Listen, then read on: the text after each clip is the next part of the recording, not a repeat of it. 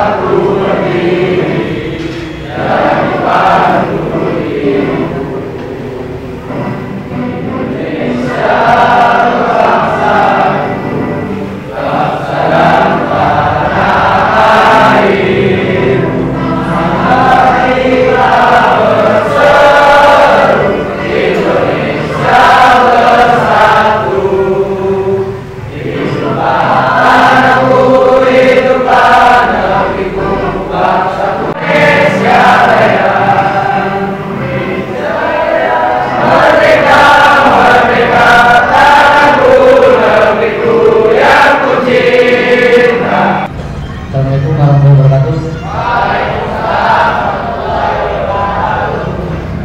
Dan saya hormati baik dan kawan juga anak muda, kami juga paham bagaimana menjalankan misi yang terbaik, yaitu mengawal demokrasi. Sekian dari saya, terima kasih. Kurang lebihnya mohon maaf. Jika ada tanya jawab, mungkin 1-2 pertanyaan boleh yang kita ikuti. Untuk itu terima kasih banyak. Mohon maaf atas segala kekurangan. Sekian yang bisa saya sampaikan. Mudah-mudahan bermanfaat buat kita semua. Yang tentunya saya juga masih banyak kekurangan. Saya akhiri. Wassalamualaikum warahmatullahi wabarakatuh. Ingin bertanya kepada Bapak Salim, kepada Bapak Daniel Nabi Nuh, silakan.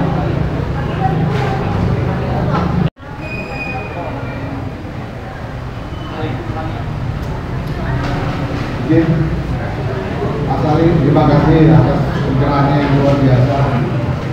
Memang setiap milenial ini harus diberikan, itu sangat luar biasa. Tapi juga setiap milenial juga harus mengerti bahwa setiap negara ini mempunyai aturan, sehingga ketika kita mempunyai hak memilih atau tidak memilih, kita tahu juga ketentuan negara. Dan ini ada satu poin pertanyaan yang saya mau tanyakan kepada Bapak supaya para milenial juga tahu dan mengerti. Pertanyaan saya hanya satu poin, tapi ada 2 pertanyaan. Pertanyaannya, apakah ketika golput itu kita melanggar undang-undang?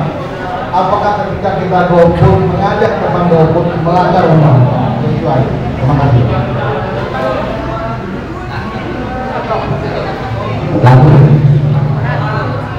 Terima kasih. Warga negara. Namun juga merupakan tanggung jawab yang harus dipertimbangkan dengan matang. Lagi-lagi harus kita pertimbangkan dengan matang. Dilarang? Tidak. Kan itu. Tidak dilarang. Hak negara, hak warga negara. Jadi artinya boleh golput, boleh tidak. Boleh golput, boleh memilih, kan itu. Hak. Tapi perumpamaannya kan tadi saya sampaikan infrastruktur tadi dengan orang yang golput dan orang yang tidak golput itu. Nah, harus diperhatikan. Golput bisa berdampak negatif bagi kualitas demokrasi. Benar tidak? Kalau golputnya tadi saya katakan yang 20% golput, artinya kan lumayan. Kalau pemilihnya 190 juta, coba kita bayangkan, Pak. Coba kita bayangkan, rugi.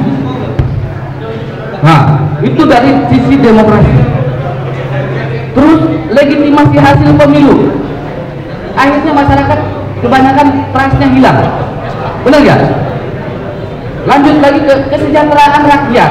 Akhirnya yang harusnya yang tidak sejahtera rakyatnya karena banyak golput hilanglah juga. Ini Artinya jadi golput ini tidak dilarang oleh undang-undang dan juga tidak diperbolehkan, artinya bebas saja Pak. Hak warga negara,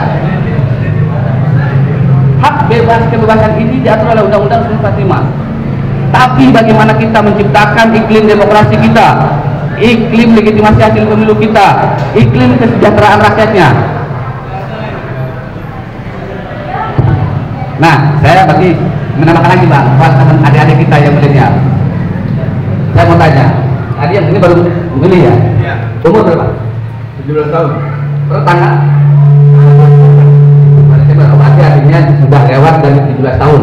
Lewat dari 12. Tanggal? 31 Desember. Berarti masih lewat juga, karena Januari. Ini udah Pak, Februari. Ada yang pas 17 tahunnya hari ini tanggal 13. Ada nggak? Ada? Adanya pas hari ini tanggal 17. Pak, memilih ya? Dapat? Udah dapat undangan. Kenapa saya sampaikan demikian? Karena saya waktu 2022 yang tadi katakan bagaimana verifikasi faktual dan lain sebagainya, bagaimana KPU mensosialisasikan kepada adik-adik di sekolah. KPU kan mungkin di sini ada sekolahnya yang bukan didatangkan oleh KPU, ada nggak? Jadi mengajak sekolah untuk meningkatkan partisipasi memilih dan memberitahu kepada pihak sekolah atau adik-adik sekalian yang umurnya mungkin sampai tanggal 13 Februari atau 14 Februari, kan 17 tahun Pak, tapi sudah didata dan 2 tahun yang lalu dan tahun yang lalu. Untuk apa? Tahu bahwa si ini pas 14 Februari 2024 sudah bisa memberikan hak suaranya. Nah, ini tadi yang dikatakan untuk melegitimasi hasil pemilu. Kalau ada dari sekalian sudah didata oleh Dukcapil, KPU, Bawaslu sudah mengawasi, terus sudah diberikan undangan memilih, tidak memberikan suaranya, tidak memberikan hak suaranya, yang rugi siapa? Bukan hanya ada sekalian, negara pun rugi karena sudah mencetak kertas. Satu cetakan kertas misalkan dihargai 1.000 kertas nih. Kali tadi saya contohkan 20 juta.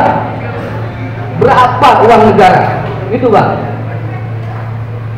Kalau kita maksimalkan, kerugian itu tidak ada. Kan itu, kita minimalisir. Oke? Berarti yang dikatakan pemilih milenial berhak memilih, syaratnya 17 tahun itu tanggal berapa? 13. Terus 14 Februari 2024 dia sudah boleh memilih. Oke, ya.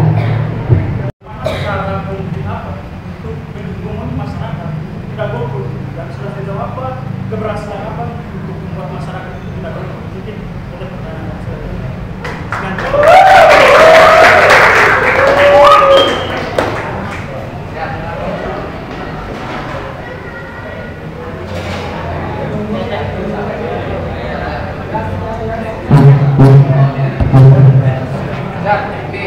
Ano ya?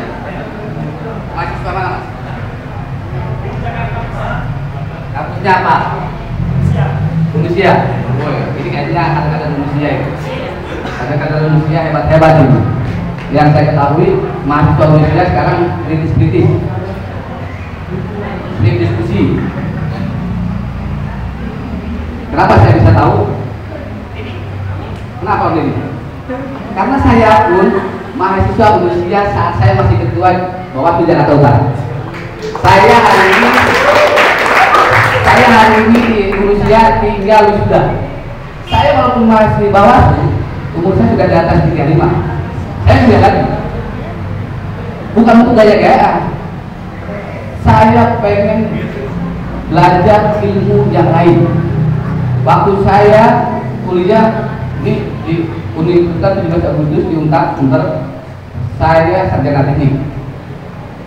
Kok bisa ya lari ke dunia politik? Waktu itu kan dunia politik.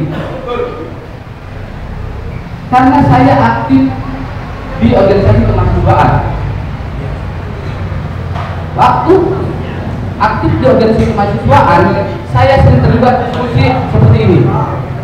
Saya dilibatkan oleh KPU Jakarta Utara. Saat itu saya belum mengerti apa sih itu politik, apa sih itu pemilu.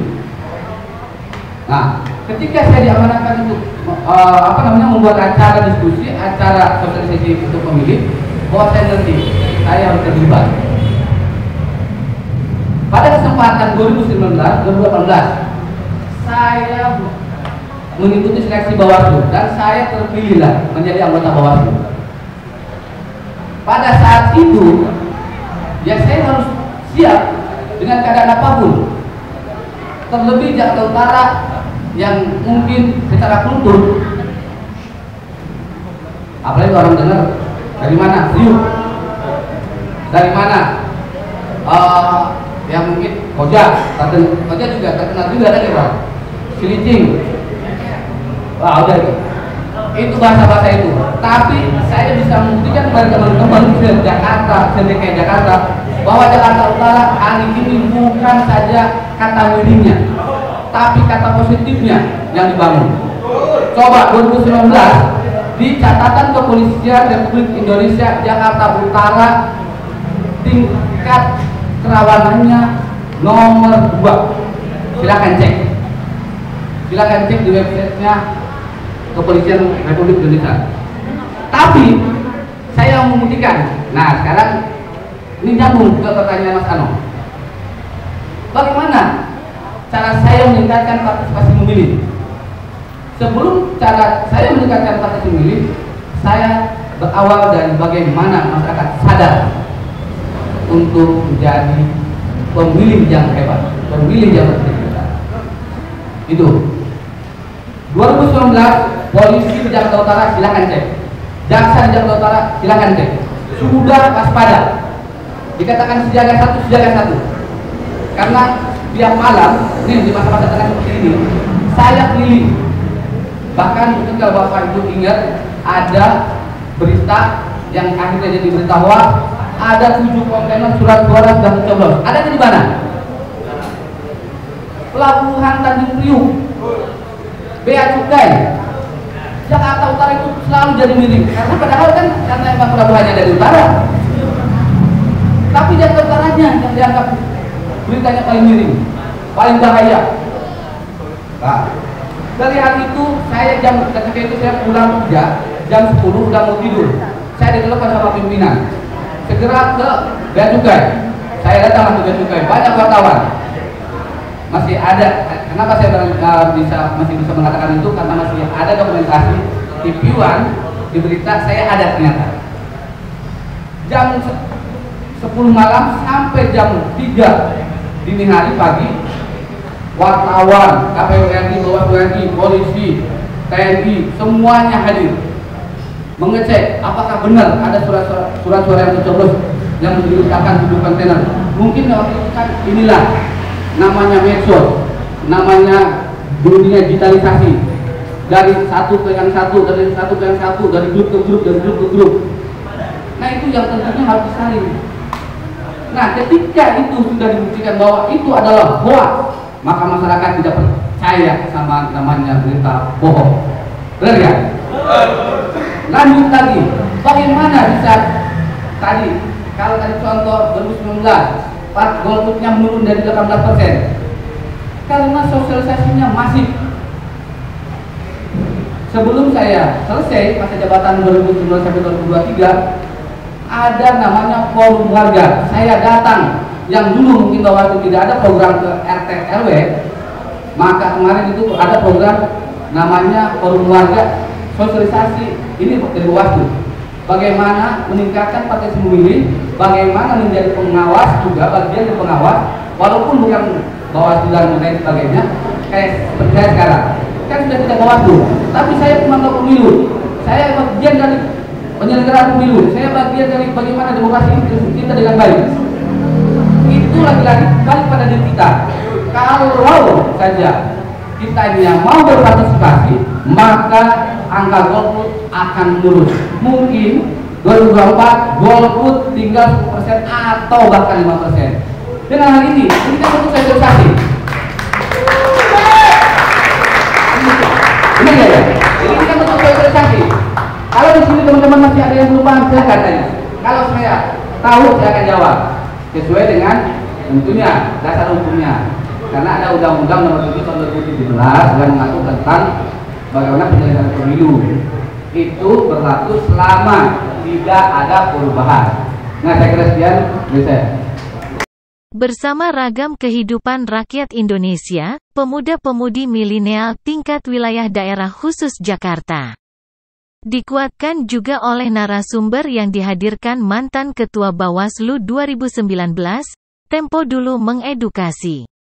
Tanggal 13 Februari tahun 2024, session ini senantiasa mengedepankan rasa, jiwa, berkualitas di tingkat anak muda punya style untuk Indonesia maju lebih meraih mimpi integritas masa depan.